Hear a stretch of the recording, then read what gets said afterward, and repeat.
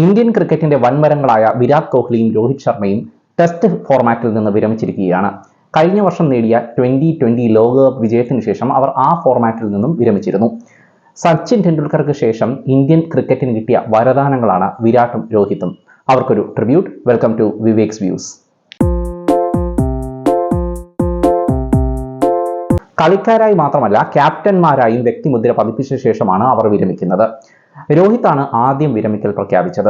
അടുത്ത് നടക്കാൻ പോകുന്ന ഇംഗ്ലണ്ട് പര്യടനത്തിൽ തന്നെ ക്യാപ്റ്റനാക്കില്ല എന്നറിഞ്ഞപ്പോഴേ തന്റെ വിരമിക്കൽ തീരുമാനം അദ്ദേഹം സെലക്ടർമാരെ അറിയിച്ചിരുന്നു. വിരാട്ടാണെങ്കിൽ 2 ആഴ്ച മുമ്പേ തന്നെ ഈ തീരുമാനം അറിയിച്ചിരുന്നതാണ്. എന്നാൽ വിരാട്ടിന്റെ ആ രാജി തീരുമാനം ഹോൾഡിൽ വെച്ചിരിക്കുകയായിരുന്നു. കാരണം സെലക്ടർമാരുടെ നിരന്തരമായിട്ടുള്ള ആവശ്യമുണ്ടായിരുന്നു. അടുത്ത് നടക്കാൻ പോകുന്ന ജൂണിലെ ഇംഗ്ലണ്ട് പര്യടനത്തിന് ശേഷം മാത്രമേ വിരമിക്കൽ പ്രഖ്യാപിക്കാവൂ എന്ന്. എന്നാൽ അവസാന നിമിഷം അത് തള്ളി വിരാട് കഴിഞ്ഞ ദിവസം രാജിവെച്ചിരിക്കുകയാണ്. 2011 കിങ്സ്റ്റണിൽ വെസ്റ്റ് ഇൻഡീസിനെതിരെ നടന്ന ടെസ്റ്റിലായിരുന്നു വിരാട്ടിന്റെ അരങ്ങേറ്റം. അവിടെ നിന്നിങ്ങോട്ട് 14 വർഷമാണ് ഇന്ത്യൻ ടെസ്റ്റ് കുപ്പായം അണിഞ്ഞത്. ഇന്ത്യൻ ടെസ്റ്റ് ക്യാപ്റ്റനായി ഏറ്റവും കൂടുതൽ വിജയങ്ങൾ സമ്മാനിച്ച നായകനാണ് അദ്ദേഹം. 60 ടെസ്റ്റുകളിൽ നിന്ന് 40 വിജയങ്ങളാണ് ഇന്ത്യക്ക് അദ്ദേഹം സമ്മാനിച്ചത്. ഈ കാര്യത്തിൽ ഒന്നാമനാണ് അദ്ദേഹം. 7 ഇരട്ട സെഞ്ചുറിയും 30 സെഞ്ചുറിയുമാണ് വിരാട്ടിന്റെ സമ്പാദ്യം. 770 റൺസ് കൂടി മാത്രം മതിയായിരുന്നു വിരാടിന് 10,000 റൺസ് എന്ന നാഴികക്കല്ല് തികയ്ക്കാൻ. എന്നാൽ നാഴികക്കല്ലൊന്നും നോക്കാതെ ഇതാണ് വിരമിക്കാനുള്ള ഉചിതമായ സമയമെന്ന് വിരാട് തീരുമാനിക്കുകയായിരുന്നു. സച്ചിൻ വിരമിച്ചപ്പോൾ തന്റെ പിൻഗാമിയായി ചൂണ്ടിക്കാട്ടിയിരുന്നത് വിരാട്ടിനെയാണ്.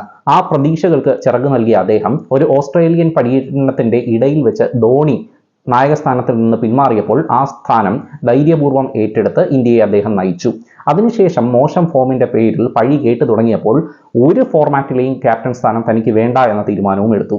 സച്ചിന്റെ ബാറ്റിംഗ് പ്രതിഭയുടെയും സൗരവിന്റെ നായകശേഷിയുടെയും ഒരു മിശ്രണമായിരുന്നു വിരാട് കോഹ്ലി എന്ന ക്രിക്കറ്റർ.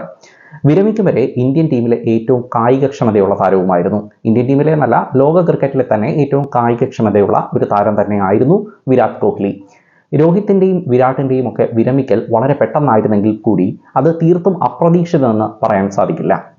കഴിഞ്ഞ വർഷം ന്യൂസിലൻഡിനെതിരെ ഇന്ത്യയിൽ നടന്ന ടെസ്റ്റ് പരമ്പരയിൽ 3 ടെസ്റ്റുകൾ തുടർച്ചയായി തോറ്റപ്പോൾ തന്നെ സീനിയേഴ്സിന്റെ അപ്രമാദിത്വം ചോദ്യം ചെയ്യപ്പെട്ടു തുടങ്ങി.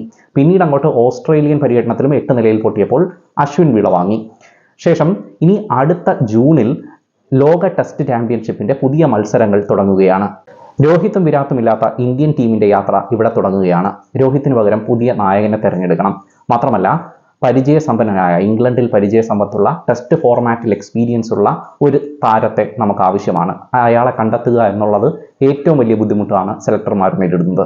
യുവതാരങ്ങൾ അണിനിരക്കുന്ന ഒരു പുതിയ ഇന്ത്യൻ ടീമിനെ വാർത്തെടുക്കാനുള്ള അവസരമായിട്ട് അവർക്ക് ഇതിനെ കാണാം. ആഭ്യന്തര ക്രിക്കറ്റിൽ മികച്ച പ്രകടനം കാഴ്ചവെക്കുന്ന സർഫറാസ് ഖാൻ, കരുൺ നായർ, യാഷ് റാത്തോഡ്, ശുഭം ശർമ്മ, തന്മയ് അഗർവാൾ, ഡാനിഷ് മലേവാർ, സഞ്ജു സാംസൺ തുടങ്ങിയ പ്രതിഭകളെല്ലാം അവസരത്തിനായി കാത്തു നിൽക്കുകയാണ്. രോഹിത്തും വിരാട്ടും ഒന്നും വിടവാങ്ങൽ മത്സരത്തിന് കാത്തു നിൽക്കാതെയാണ് വിരമിച്ചിരിക്കുന്നത്. സച്ചിന് ശേഷം ആർക്കൊക്കെ ഒരു വിരമിക്കൽ മത്സരം കളിച്ച് സന്തോഷത്തോടുകൂടി വിടവാങ്ങാൻ സാധിച്ചിട്ടുണ്ട് എന്നത് BCCI ഒന്ന് ഇരുത്തി ചിന്തിക്കേണ്ട വിഷയം തന്നെയാണ്.